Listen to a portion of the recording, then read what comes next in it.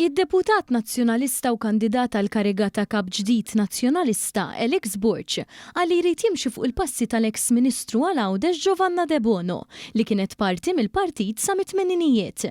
Borch saħaq dan f'intervista li kellu fuq il-medja tal-Knisja, fejn anka kellu intervista rekordjata separata Adrian Delija li qed jerġa' juri interess fil-kariga 5 snin wara li tneħħa minnha. It-tnejn li huma kellhom ibaxxu rashom mar-regoli tal-Kummissjoni Elettorali tal-Partit Nazzjonalista li ċaħdithom milli jiddibattu lil xulxin fil-proċess anke jekk dan hu ta' interess nazzjonali. Wara 6 ġimgħat li dam għaddej il-proċess ta' due diligence u l-pubblikazzjoni tar-rapport minnu li approva li żewġ kontestanti u anke xarejn minn riżenja Bernard Grech mill-kariga, iż-żewġ kontestanti issa jistgħu jitfgħu in-nomina tagħhom biex issir l-elezzjoni fost it-tesserati nazzjonalisti fil-bidu tax-xahar id-dieħel.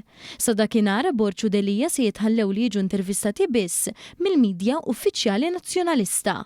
Fl-intervista ma' Newsbook Borch tenna li se jkun qed jieħu eżempju ta' kif jitmexxa l-pajjiż minn Giovanna De Bono għax skontu kienet eżempju ta' kif jista' jsir il-ġid. U minn Giovanna De Bono illi ħadmu dejjem biex jaraw il-ġid ta' Għawdex. U jiena fuq Malta ħanużu l-istess strateġija.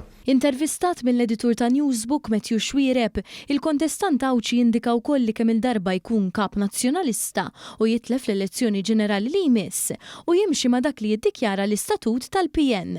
L-istatut nazzjonalista jesiġi li wara telfa elettorali, il-kap jeħtieġ jiġi approvat mill-Kunsill Ġenerali. F'każ ta' vot ta' sfiduċja irid jitnieda proċess ta' elezzjoni għal suċċessur tiegħu.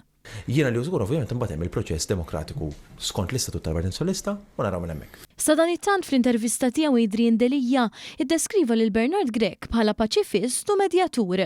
Meta mistoqsix se tagħmel ħażin is-suċċessur tiegħu kemm dam kap sa nofs Ġunju li għadda u qal li għalhekk ma kienx kapaċi iġib l-entużjażmu fil-partit. Mbagħad forsi ma rnexxilux inqanqal wisq entużjażmu għax ħobb ħaġa u bot oħra.